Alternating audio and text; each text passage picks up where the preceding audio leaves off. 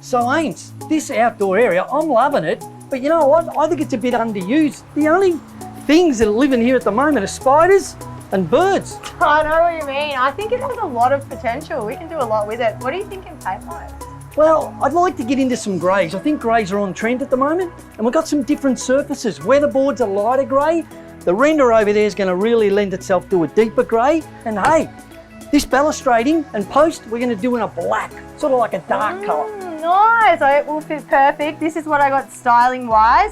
So we're going to kind of have it as that area. You can come out on a Friday night, have a cheeky beer or two. Ooh. So we'll have a beautiful rug down that has that patterns that really emphasizes the greys, and then a couple of chairs and a lot of plants. That is superb. Can I move in? Yeah.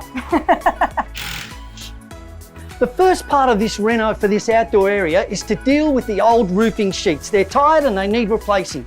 I've got my handyman mate Mike here. Hey Mike, how you going, bud? Hey, bud. He's going to take the old sheets off. Then we're going to paint the pergola timber while the sheets are off, because that's so much easier. Then we'll put some new sheets back on. Time to go. How you going, bro? All good. So Ames, most people when they paint pergolas like this, they only paint the bits you can see. Yeah, you can see on the top from all the sun damage where they haven't painted. And that's why now we're giving it a couple of coats so the timber is going to avoid getting further damage. So when I'm working at heights, I want to be safe. I don't want to carry too many tools. This little Smart Lock rough surface roller is all I need. Firstly, it covers beautifully and it's got fabric on the end, so I don't need a brush. I can cut in the edges without using a brush, and it's safer for me. And the pot, I've got it squashed to make it easy to load the roller using the flat side of the pot. Fussy, a lot of people would use a roller on the weatherboards rather than a paintbrush. Yeah, but using a quality brush gives you a much smoother finish and it doesn't take that much longer. What about the gaps? Yeah, put a coat of paint on first because that'll cover a lot of the gaps, and then the ones that need gapping, the gap filler will stick much better anyway. So we're replacing the roof with a tinted roof sheet. It's going to make this area look so much better, and you can just sit down here, not get sunbeaming down on you, so it's going to be great.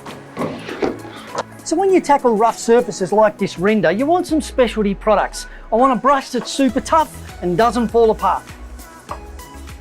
And I'm using a rough and textured roller. It's got a thick nap, perfect for render. So Ames, we've popped a couple of coats of black on our hand railing. What's next? I know, I love the contrast. We're going to bring the outdoor furniture up, start styling. It's going to look $1 million.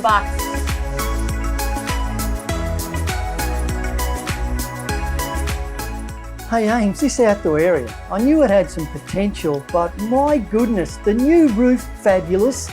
The paint colours to the weatherboards and the render have really brought it to life, and picking out that balustrade, that I really like. I know, it's turned up beautiful, hasn't it? And with the styling, it was so simple. Put some wall art up there, add some beautiful pot plants, a couple of chairs. It's looking $1 million. You know what? I reckon we've earned a rest. Cheers. Good one, Fuss.